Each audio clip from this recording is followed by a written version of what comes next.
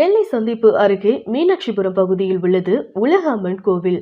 இந்த கோவிலில் உலக அம்மன், ஷியாமலை அம்மன், புது அம்மன் ஆகிய முப்பெரும் தேவிகளுக்கான கொடை விழா கடந்த 23ஆம் தேதி கால்நாட்டுடன் சிறப்பு பூஜைகளுடன் தொடங்கியது. இந்த நிலையில் அந்த பகுதியில் நீண்ட காலமாக நடைபெற்று வரும் மதுக்கொடை விழா எனும் நூதன வழிபாடு நடைபெற்றது. அதாவது பச்சரிசி மற்றும் நவதானியங்களை தண்ணீரில் ஊற வைத்து மண்பானையில் வைத்து பானைக்கு உள்ளே சாம்பிராணி புகைகளை அடைத்து நெல்மணிகளை பரப்பி அதன் மேல் வைத்து விடுவார்கள். நெருப்பே இல்லாமல் மண்பானைக்குள் பால் பொங்குகிறது.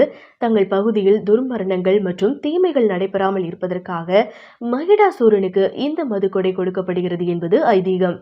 இந்த நூதன வழிபாட்டிற்காக திருக்கோவில் ஓதுவார் மூர்த்தி அம்மனுக்கு விரதம் இருந்து காப்பு கட்டி இந்த மதுக்கொடை நிகழ்வை நடத்துகிறார்கள். இந்த விழாவில் முப்பெரும் தேவிகளும் 3 சப்பரங்களில் எழுந்தருளி வீதி விழா நிகழ்ச்சியும் நடைபெற்றது. இதற்கான ஏற்பாடுகளை திருக்கோவிலின் மதுக்கொடை விழா குழுவினர் செய்திருந்தனர். இந்த நிகழ்வில் ஏராளமான பக்தர்கள் பங்கேற்று வழிபாடுகள் செய்தனர்.